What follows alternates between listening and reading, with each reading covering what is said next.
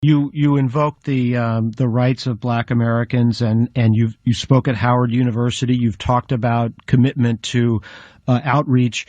What should people draw? What conclusion should people draw from the presence of that former shock jock Jack Hunter on your staff, who co-authored a book with you, who was identified as the Southern Avenger?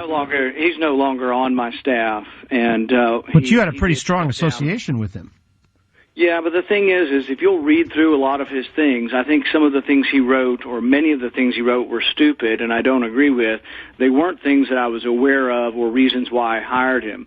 I do think, though, that he was unfairly treated by the media, and he was put up as a target practice for people to say he was a racist, and none of that's true. And if you look at his writings, I think there are a lot of problems and a lot of disagreements, and none of it do I support, but none of it was racist, and there was no evidence. He got along fine with everybody in the office, treated everyone fairly, regardless of race or religion, and we have a very varied office staff and background, so I think that it was just unfair. But it's also unfair to paint a broad brush and say that's who I am when I should be judged by the things I'm doing. And I think there is no greater defender truly of minority rights, if you include minorities to be color of your skin or the color of your ideology, than myself, because I will stand up there with the most progressive members of the caucus in the Senate and say, you know what, civil liberties are important, and they're important particularly because of some of the egregious things that happened in America's history.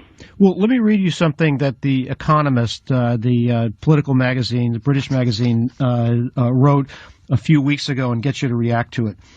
Said the only notable libertarian-leaning politicians to generate real excitement among conservative voters have risen to prominence through alliances with racist and nativist movements. Ron Paul's. Don't you have anything better? Don't you have something better to read than a bunch of crap from people who don't like me? I mean, that won't make for much of an interview if I have to sit through, reading after recitation of people calling me a racist. No, I understand. I don't accept all of that, and I don't really need to or spend the time going and talking about that. If you want to talk about issues and what I stand for, I'm happy to, but I'm not going to really go through an interview reciting and responding to every yahoo in the world who wants to throw up a canard.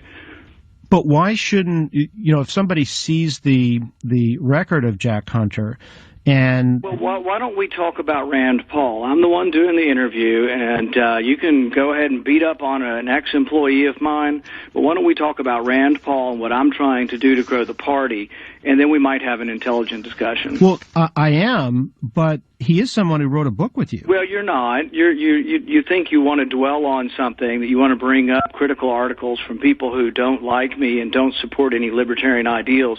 Why don't we talk about what libertarian republicanism means and what it would do for the party? Let's talk about some issues. Let's talk about indefinite detention. Let's talk about aid to Egypt. Let's talk about repatriation of foreign capital so we could redouble our infrastructure, which the president asked for last week. Those might be some pertinent topics other than doing ad hominem on me. Let's talk about transportation.